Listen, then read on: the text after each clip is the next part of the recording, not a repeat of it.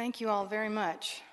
Thank you. Mr. Mayor, council members, and thank you for standing behind this project and being supportive of this effort. It's my pleasure to share with you tonight where we've gotten up to this point. This will be a year and a half since we started this project and the task force was appointed. I don't have a fancy PowerPoint presentation for you because I haven't spent any time working on PowerPoint skills, but I do want to bring you up to date on what's happened. First, I want to thank my three primary colleagues in addition to the efforts of the task force, and that would be the City Planning Director, Glenn Harbeck, who has worked tirelessly on countless presentations around the region, as well as participated in any number of conference calls tracking the feasibility study. John Cease, who has been invaluable in keeping us informed of railroad industry and railroad activities across the country and how the business of railroad shipping is doing. Mike Kozlowski, who is the director of the Wilmington Urban Area Metropolitan Planning Organization, has been the project manager and has kept the study on track and spent many extra hours working with the consultant and with me. And Mr. Wayne Hyatt with Moffitt and Nichol is also here this evening to help answer questions that you might have. All three of these people and Mr. Hyatt have gone above and beyond for this project. Since my last report, we have made numerous presentations to civic clubs, organizations, and local government boards. If you all know of anybody we've missed, please let me know. I have continued to keep Port City Java in business discussing this subject with many community leaders one-on-one.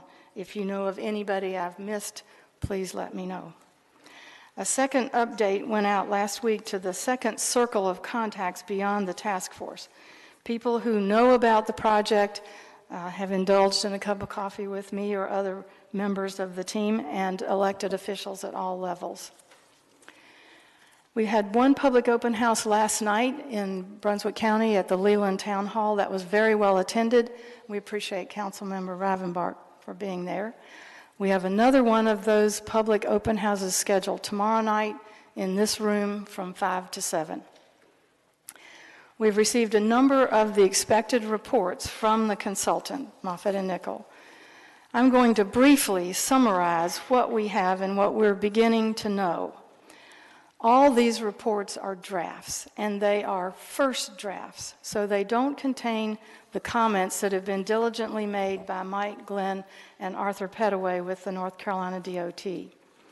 Those have not been incorporated, and some of those comments will elicit additional important information and corrections. We'll start with existing conditions, as we first need to know that. The existing physical conditions report, and if you can pull that map, which we've seen several times before, and socioeconomic conditions reports contain largely information that would be familiar to you all.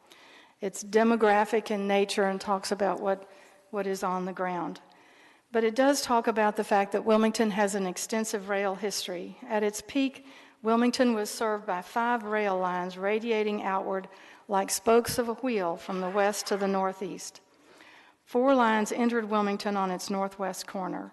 They were the Wilmington and Raleigh, which became the Wilmington and Weldon, the Wilmington and Manchester, the Wilmington and Yadkin Valley, the Atlantic Coastline Railroad line to Newbern, and the Wilmington, Charlotte, and Rutherford.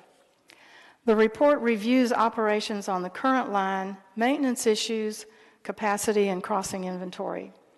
Track usage currently consists of manifest and mixed-use freight trains, which means simply that all types of freight trains come in and out of the Port of Wilmington.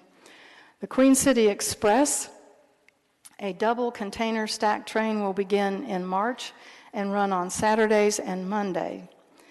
The Enviva is moving wood pellets since December, both by rail and truck.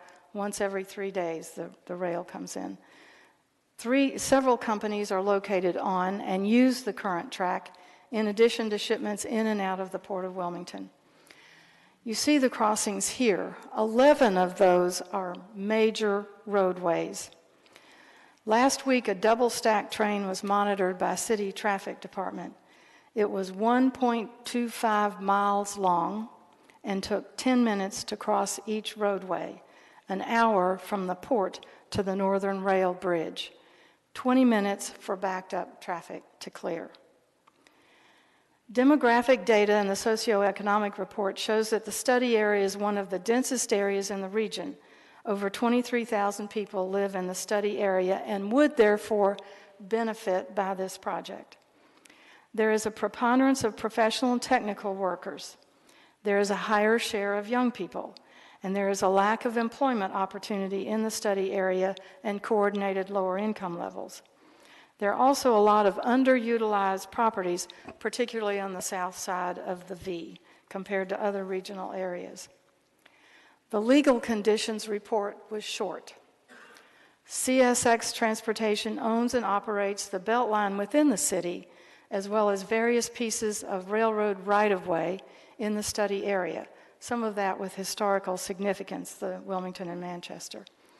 They have owned or retained easements for the right-of-way since 1835 through the various changes in railroad ownership to the current CSXT.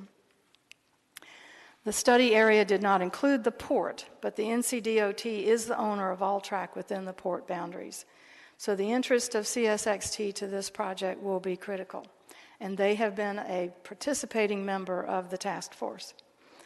The financing conditions report contains a wide array of funding sources, everything you can think of, and letters from the federal and state governments in terms of grants.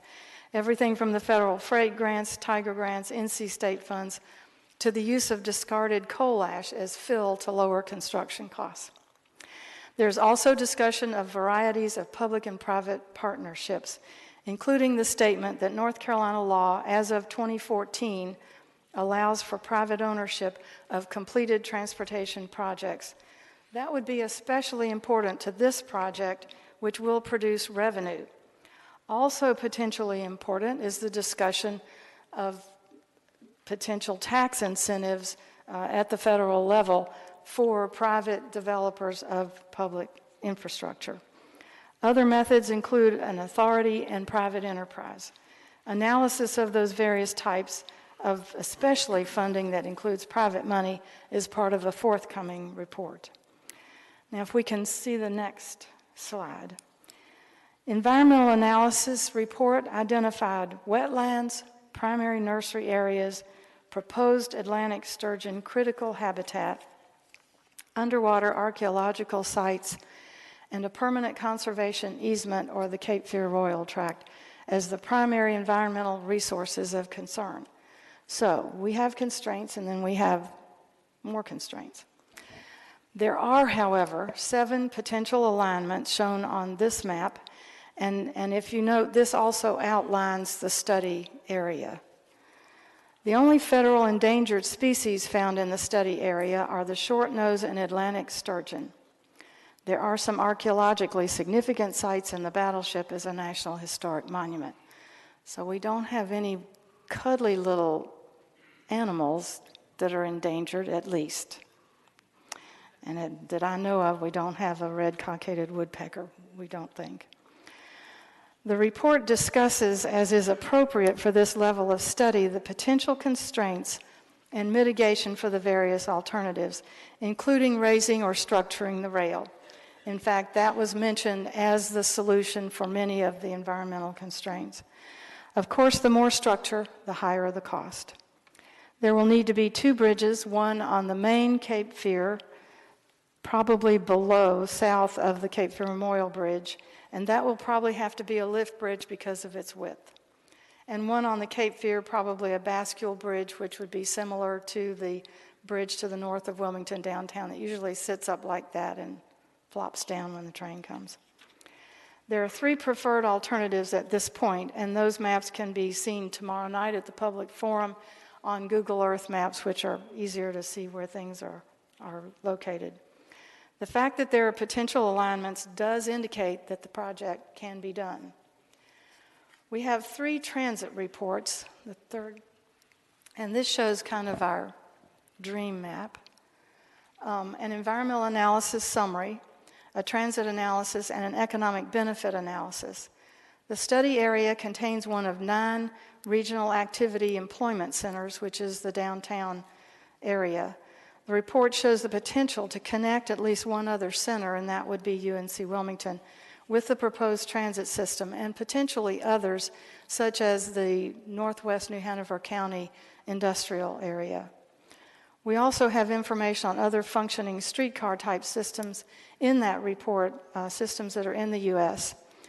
Tourism would benefit significantly, but in my opinion, more importantly, this new system would serve a population center, a dense population center in the study area. The engineering analysis has just arrived, and it focuses on the proposed rail primarily and is heavily influenced by the existing highway intersection on the other side of the river and the environmental constraints. The report contains a good deal of information on standard engineering, design, and construction standards. It details what appear to be the 3 best routes.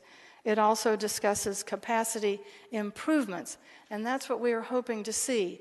Not only the benefit of a transit streetcar system in Greenway, but also improved capacity for the port and access to potential development in Pender County and along the 421 corridor. It is currently, with the train that we just discussed, taking an hour to get from one end to the other, it is currently a 4-hour trip from the port to the Davis Rail Yard at Navassa. This new rail line would reduce that by half, increasing capacity to the port and use of rail significantly. We are now beginning to see from the reporting that this can be done, and it will be a several $100 million project with large contingencies due to so many unknown factors at this point. The 2-part project is liable to cost from $500 million to $1 billion, and that's for both parts of it. It is important to say, however, that if we wait till 2025 to start this project, it will be considerably more expensive, by as much as another $500 million. And these are all somewhat worst-case scenarios, because we can, quote, value engineer, we can put different alternatives together. There are a number of things that might be done to reduce the cost that we don't even know yet. It is important to note that using different alternatives and segments, depending on which properties it impacts, engineering opportunities, et cetera, the cost may be as much as 40% less. The transit portion is easily phased, which may reduce the costs, and depending on exactly what route it takes, there are likely to be few, if any, environmental mitigation costs. It is also important to note that both projects on each side of the river are revenue producing. They are not publicly paid for without any revenue to come back. And if private dollars are involved on the west side of the river, that can make a huge difference. I would point out that there are projects of this scope going on in the United States and around the world as we speak. This project, it is important to note, in perspective, the MLK Parkway costs $300 million in today's dollars. The I-140 bypass will top out at $600 million. The Ravenel Bridge in Charleston 11 years ago cost $780 million. None of those projects potentially transform the region the way this one will. If one train holds up traffic in the city at 11 major intersections for 20 minutes today, where will we be in 20 years? If a train can do that, what would 120 trucks, as an alternate, carrying approximately that number of containers instead of that train, do to our traffic? In addition to the traffic impacts, how much more are safety risks valued? What amount of business might have been lured to the 421 corridor and Pender County with more direct train service? Thank you for your time and attention. The final reports from the feasibility study will be available to this council, to the Wilmington MPO, to the NCDOT, and the task force in late March, with the report publicly available after that in April. Mr. Hyatt is here. I'm here. I would love to take questions. Thank you. Any questions for Laura? Kevin? Laura, I couldn't agree with you more that this is probably the most important project for the future. In fact, tonight we're going to discuss in a few minutes, fixing the crossings, which seems so backward now compared to this. But we'll talk about that later. Many of those fixes are necessary for safety, I will say, and I'd love to be out there with a shovel in 5 years working on this project, but it does take a long time. There are considerable permits and reports and other study to be done before this begins. So if everything went perfectly, when would we be looking at this? I just wonder if I'd be around for it, that's all. Well, I think the critical issue for this, and I don't want to be smoking something here to think that, but it is reasonable because this project will be seen as a short line railroad. It is reasonable for someone to own and charge for the use of that short line. Short line railroads are reimbursed for the use of their track all over North Carolina and this nation. It's a private enterprise, as is all rail in this country. Why would this piece not also be private enterprise? Now, the key to getting private dollars into this is that private companies don't want to wait 25 years to start making money. So if we can find a private partner who knows how to build this, who knows that it can make money, and participate with that private entity, then this project could begin. And, I mean, physically, there's no reason it couldn't start in 5 to 10 years. Okay, I might make that. We might. Yeah, you and I both. Okay, anyway, Laura, I thank you for all your efforts on this, and Thank you. I really hope that it works out because railroad's been here for a long time, but right now it's in the wrong place, and it's better on the other side. Thanks. I think everybody agrees they wouldn't build it there now. Laura, any, I know you've been at this for quite some time. Any significant objections to anybody not wanting to do this? From any of the groups that you've spoken to? Obviously, there's commerce involved and there's businesses involved, and CSX is obviously one of the biggest player here. Their reaction to it has been positive? And as I say, CSXT has been a participant in the task force. They have been in every meeting. They've been responsive. They are not going to commit themselves. Railroads are a fairly unique industry. They own a great deal of the infrastructure. There's been public money in that infrastructure as well, but they make their own plans. The good part is that we're talking with them. There are also some changes going on in the railroad industry as we work on this. So we'll see what impact all those have. One other question. But to answer your first question, no one has put their foot down and said, this is a terrible idea. Everybody thinks it's a good idea. Everybody can speculate that it's going to be very expensive, which it is. People are concerned, property owners on the west side of the river, about its impact and how we may address those.